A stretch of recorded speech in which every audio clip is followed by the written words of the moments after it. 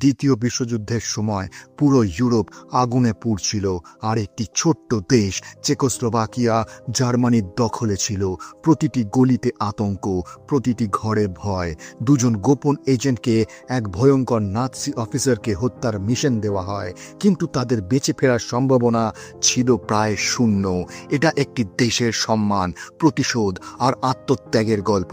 ছবির নাম অ্যানথ্রোপয়েড। ভিডিও শুরু করার আগে একটা ছোট্ট অনুরোধ, যদি আপনারা এই চ্যানেলে নতুন হয়ে থাকেন তাহলে অনুগ্রহ করে চ্যানেলটি সাবস্ক্রাইব করে নেবেন। তবে চলুন শুরু করা যাক, কিন্তু তার আগে নমস্কার বন্ধুরা, আমি স্যাম আর আপনারা দেখছেন নো দি স্টোরি। সালটা 1941। জার্মানি ইউরোপের অনেক দেশ দখল করে নিয়েছিল, আর চেকোস্লোভাকিয়াও তাদের মধ্যে একটি। দেশের সরকার বিদেশে বসে যুদ্ধের প্রচার চালাচ্ছিল, আর দেশের ভেতরে সাধারণ মানুষ রেজিস্ট্যান্স নামে একটি গোপন আন্দোলন শুরু করেছিল। কিন্তু জার্মান সেনাবাহিনীর শক্তির সামনে সেটা যথেষ্ট ছিল না। এই অত্যাচারের পেছনে ছিল এক ভয়ঙ্কর নাম, রেইনহার্ড হেডরিচ। ইহুদি হত্যার মূল চক্রী হিসেবে তাকে ধরা হতো। হিটলার আর হিমলারের পরে সেই ছিল সবচেয়ে ক্ষমতাশালী ব্যক্তি। মানুষ তাকে বুচার অফ প্রাগ বলেও ডাকত। চেকোস্লোভাকিয়ার সরকার সিদ্ধান্ত নেয় এই মানুষটিকে না সরানো গেলে অত্যাচার কখনোই থামবে না। এই মিশনের জন্য পাঠানো হয় দুজন প্রশিক্ষিত এজেন্ট, জ্যান কিউবিস এবং জোসেফ গ্যাপচিককে। তারা বরফে ঢাকা জঙ্গলে প্যারাশুট দিয়ে নামে। কিউবিস নিরাপদে নামে, কিন্তু জোসেফ একটি গাছের সাথে ধাক্কা খেয়ে গুরুতর আহত হয়। রাতে তারা একটি গুহায় লুকিয়ে থাকে। সকালে এক ব্যক্তি এসে নিজেকে রেজিস্ট্যান্স সদস্য হিসেবে পরিচয় দেয় এবং তাদের নিজের বাড়িতে আশ্রয় দেওয়ার প্রস্তাব দেয়। কিন্তু এখানেই গল্পে আসে এক মোড়। জোসেফ সুপে কিছু অস্বাভাবিক টের পায়। তাদের সন্দেহ হয় লোকটি হয়তো তাদের জার্মানদের হাতে তুলে দিতে পারে। পরিস্থিতি ভয়ঙ্কর হয়ে ওঠে। বন্দুক বের হয়, ধস্তাধস্তি শুরু হয় এবং শেষ পর্যন্ত গুলি চলে। লোকটি সেখানেই মারা যায়। আরেকজন পালিয়ে যায়, কিন্তু কিউবিস তাকে ধরতে পারে না।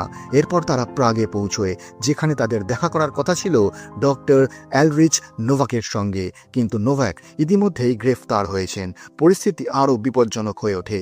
সেখানে তাদের সাহায্য করেন ডক্টর এডওয়ার্ড, যিনি জোসেফের চিকিৎসা করেন। তারপর তাদের নিয়ে যাওয়া হয় রেজিস্ট্যান্সের সদর দপ্তরে, যেখানে নেতা ল্যাডিস্ল্যাভ ভানি তাদের জিজ্ঞাসাবাদ করেন। যখন কিউবিস এবং জোসেফ জানান যে তাদের আসল মিশন হল রেইনহার্ড হেডরিচকে হত্যা করা, সবাই হতবাক হয়ে যায়।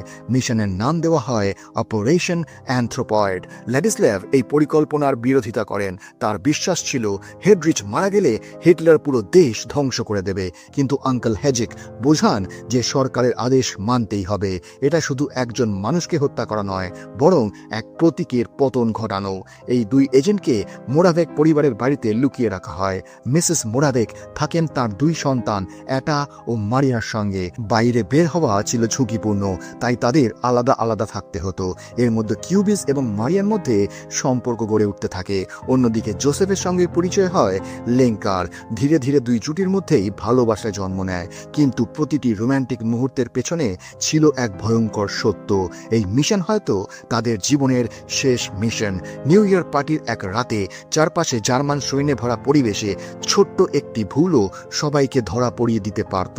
হঠাৎ একটি শব্দে এক জার্মান সৈন্য সন্দেহ করে। তখন লেঙ্কা বুদ্ধি করে একটি কাপ ফেলে দেয়। শব্দে দৃষ্টি সরে যায় আর সবাই রক্ষা পায়। রেজিস্ট্যান্স তাদের অস্ত্র দেয়। বিস্তারিত পরিকল্পনা করা হয়। তারা জানতে পারে হেডরিচ প্রতিদিন সকালে নির্দিষ্ট রুটে যাতায়াত করে, আর তার গাড়ির পেছনে নিরাপত্তার গাড়ি মাত্র 30 সেকেন্ড দূরত্বে থাকে। অর্থাৎ হামলার জন্য সময় থাকবে মাত্র 30 সেকেন্ড। প্রত্যেক এজেন্টকে একটি করে সায়ানাইড পিল দেওয়া হয়। যদি তারা ধরা পড়ে, নির্যাতনের মাধ্যমে পুরো রেজিস্ট্যান্স ফাঁস হয়ে যেতে পারে। তাই ধরা পড়ার আগেই নিজেদের জীবন শেষ করার সিদ্ধান্ত নিতে হবে।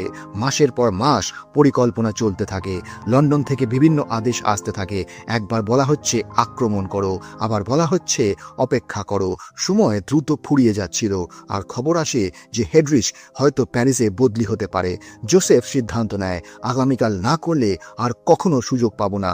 লন্ডন থেকে স্পষ্ট নির্দেশ এসেছিল, মিশন শেষ করতে হবে। তবুও রেজিস্ট্যান্স নেতা ল্যাডিস্ল্যাভ কিছুটা সময় চাইছিলেন, যাতে আদেশটা ঠিকমতো যাচাই করা যায়। তার তার ভয় ছিল একটা ভুল সিদ্ধান্ত পুরো দেশকে আগুনে পুড়িয়ে দিতে পারে।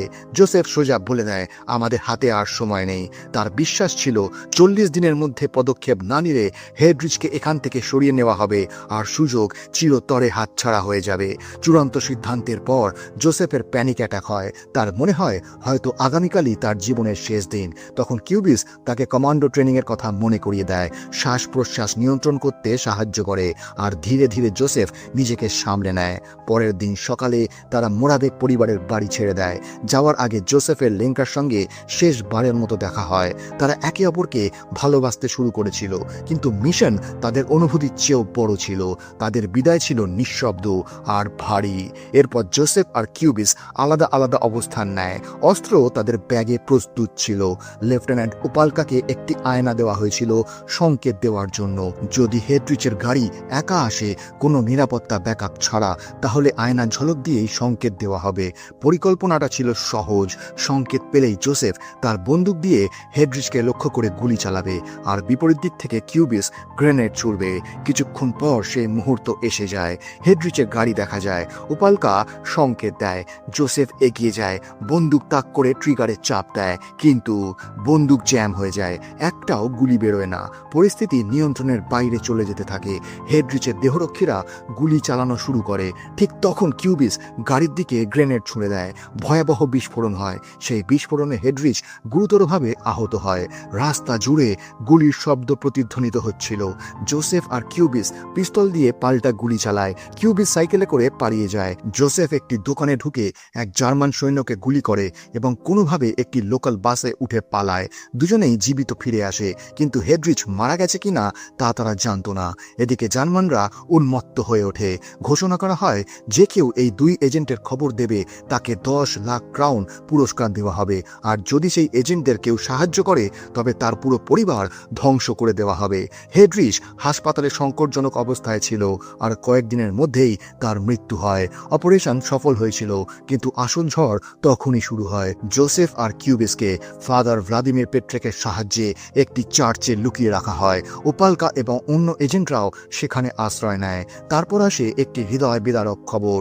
জার্মানরা লাইডিস নামে একটি গ্রাম সম্পূর্ণ ধ্বংস করে দিয়েছে। সন্দেহ ছিল গ্রামের মানুষ হত্যাকারীদের সাহায্য করেছিল। পুরো গ্রামের বাসিন্দাদের হত্যা করা হয়। এটা ছিল নির্মম প্রতিশোধ। জার্মানরা 5 দিনের সময় দেয়। যদি 2 এজেন্টের খোঁজ না পাওয়া যায় তবে আরও 30,000 মানুষকে হত্যা করা হবে। কিউবিস বলে, আমরা আত্মসমর্পণ করব, কিন্তু অন্যরা রাজি হয় না। এটা শুধু তাদের ব্যক্তিগত দায় ছিল না, এটা ছিল যুদ্ধের সিদ্ধান্ত। চার্চে লুকিয়ে থাকা অবস্থায় তারা পালানোর পরিকল্পনা করে। একটি মানচিত্রে দেখা যায় কাছেই একটি নদী আছে। যদি সুড়ঙ্গ খুঁড়ে সেখানে পালানো যায় তাহলে হয়তো পালানোর সুযোগ মিলতে পারে, কিন্তু ততক্ষণে দেরি হয়ে গেছে। এজেন্ট ক্যারেল ভেঙে পড়ে। সে জার্মানদের কাছে মোরাভেক পরিবারের ঠিকানা ফাঁস করে দেয়। জার্মানরা মিসেস মোরাভেকের বাড়িতে হানা দেয়। মিসেস মোরাভেককে গ্রেফতার করা হয়, ভয়াবহ নির্যাতন করা হয়। শেষ পর্যন্ত তিনি সায়ানাইড খেয়ে আত্মহত্যা করেন। তার ছেলে এটাও নির্মম নির্যাতনের শিকার হয়। ক্যারেলের বিশ্বাসঘাতকতার ফলে জার্মানরা চার্চের অবস্থান জেনে যায়।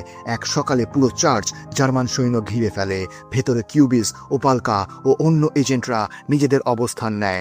জার্মানরা ঢোকার চেষ্টা করতেই ওপর থেকে গুলি চালানো শুরু হয়। ভয়াবহ যুদ্ধ শুরু হয়। ওপালকা গুলিবিদ্ধ হয়ে সায়ানাইড গ্রহণ করে।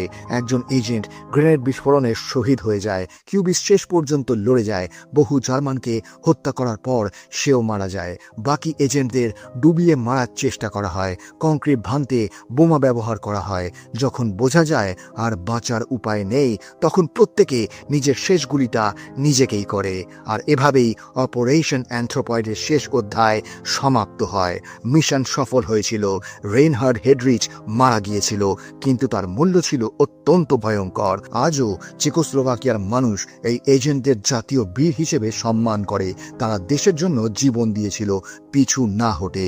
এবার প্রশ্ন আপনাদের জন্য, আপনারা যদি তাদের জায়গায় থাকতেন তবে কি দেশের জন্য জীবন বাজি রাখতেন, ফলাফল যাই হোক না কেন, নাকি অন্য কোনো পথ খুঁজতেন? কমেন্ট করে অবশ্যই জানাবেন। তো বন্ধুরা, যদি এই গল্পটা আপনাদের ভালো লেগে থাকে তাহলে ভিডিওটি লাইক করুন, আপনাদের বন্ধুদের সঙ্গে শেয়ার করুন, আর এরকমই আরও সিনেমার গল্প শোনার জন্য আমাদের চ্যানেল নো দি স্টোরি বেঙ্গলিকে সাবস্ক্রাইব করতে ভুলবেন না।